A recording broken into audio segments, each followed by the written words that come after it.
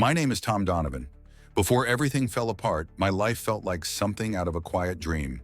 A cozy home in a Dallas suburb, a steady job in IT, and a wife, Rachel, who had stood by my side through the toughest years of my life.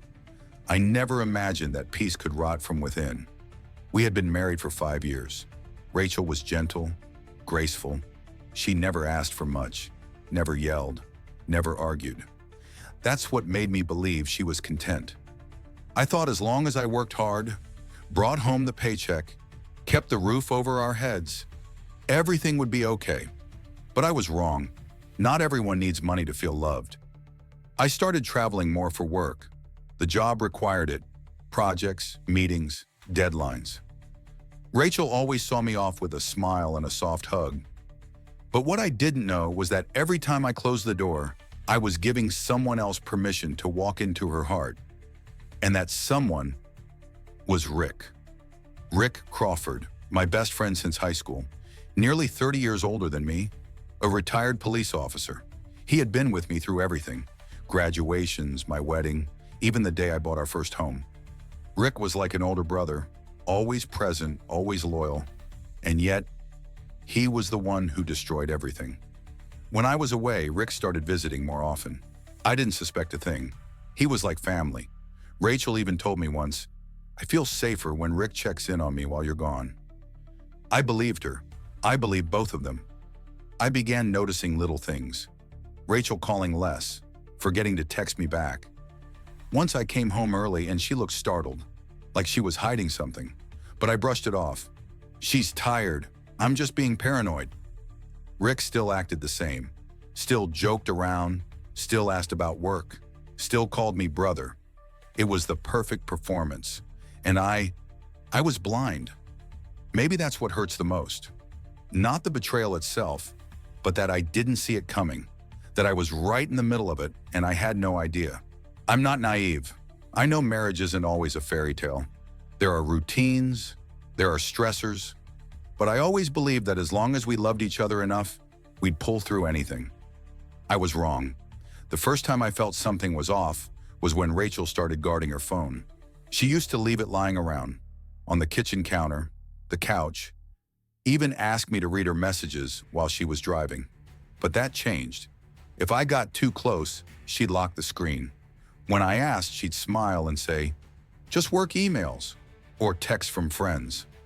I believed her, because I wanted to believe her. I traveled often for work.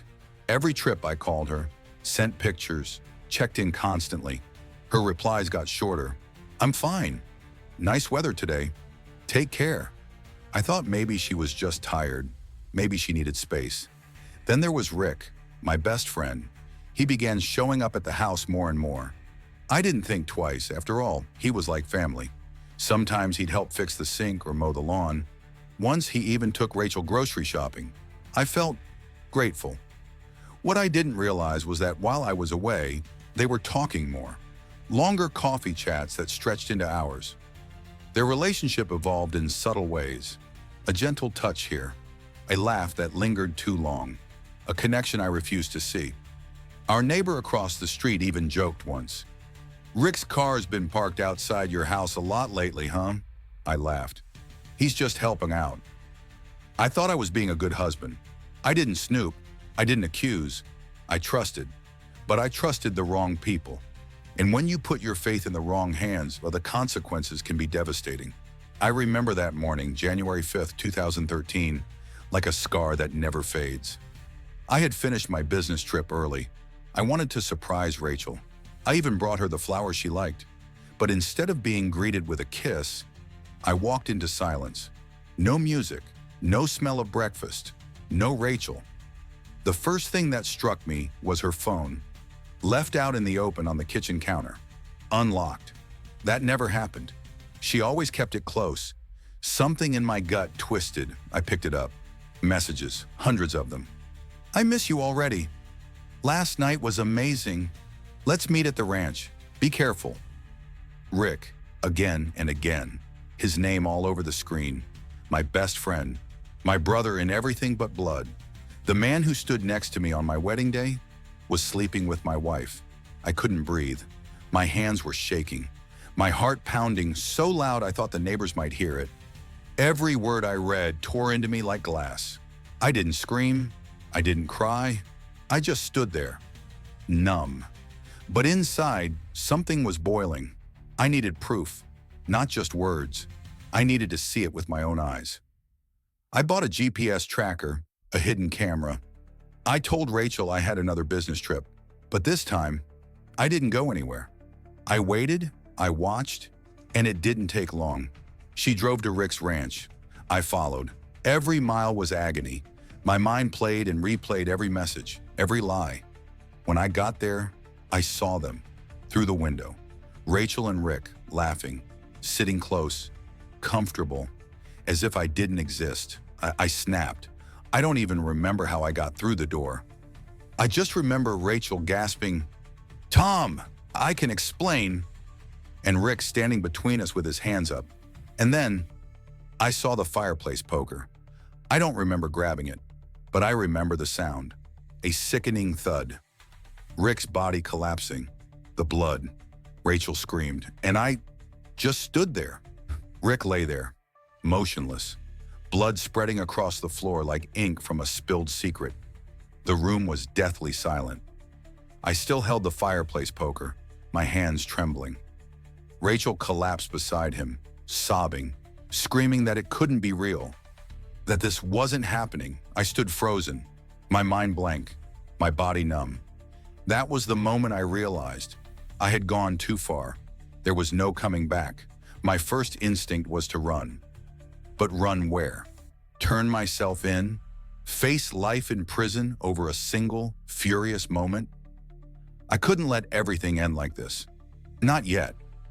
Rachel looked up at me, tears streaming down her face.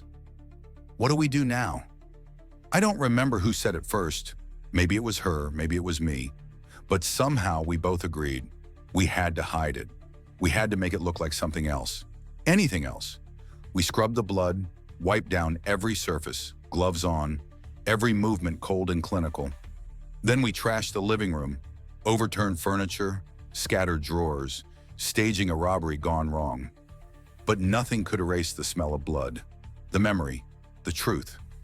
When night fell, we wrapped Rick's body in a blanket. I remember the chill of the steering wheel as I loaded him into the back of the car. This man, my best friend, was now just wait, silence, stillness. We drove to the woods, remote, hidden, somewhere no one would ever find him. I dug the hole myself. Every thrust of the shovel into the frozen ground felt like it was tearing into me. We buried him under moonlight, no words, no prayers. Just the sound of leaves rustling in the cold wind. By the time we got home, morning had come. The walls felt smaller, the silence louder. The house no longer felt like home. It felt like a prison made of secrets. The days that followed were unbearable. The police were notified after Rick missed his usual fishing trip. A few questions were asked, but no one suspected us. Not at first. Rachel and I tried to pretend everything was normal, but we failed. Rachel grew distant. She barely spoke. She'd wake up screaming at night, drenched in sweat. Every time a police car passed our street, she would freeze in place like death had just walked by. And me? I buried myself in work. I tried to forget. But no amount of overtime or distractions could drown out what I'd done. Every mirror became a punishment. Every reflection, a murderer staring back at me. Then came the day it all unraveled. March 6th, 2013. A hiker found a disturbed patch of soil in the woods. Underneath was Rick, decomposed, broken, identified only by dental records. The case shifted instantly from a missing person to a homicide. The police came knocking. I answered with a practiced calm. Rachel was falling apart. Her hands shook. Her eyes avoided contact. By March 15th, under pressure, Rachel cracked. She confessed to the affair, but denied any part in the murder. Her story was full of holes, no alibi. Her inconsistencies raised every red flag. A warrant was issued. On March 20th, police found traces of blood in our living room, stubborn stains we'd missed, and that was all it took. I was arrested. Rachel was detained. In court, everything came spilling out.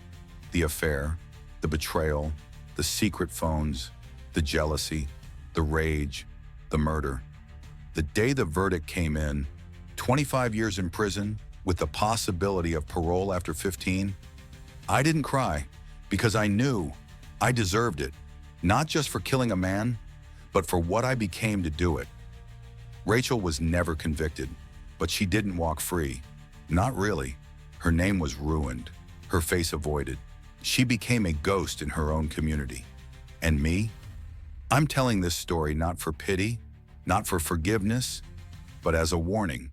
Because sometimes, one moment of weakness doesn't just break a heart, it destroys lives. And once that moment passes, you can never go back.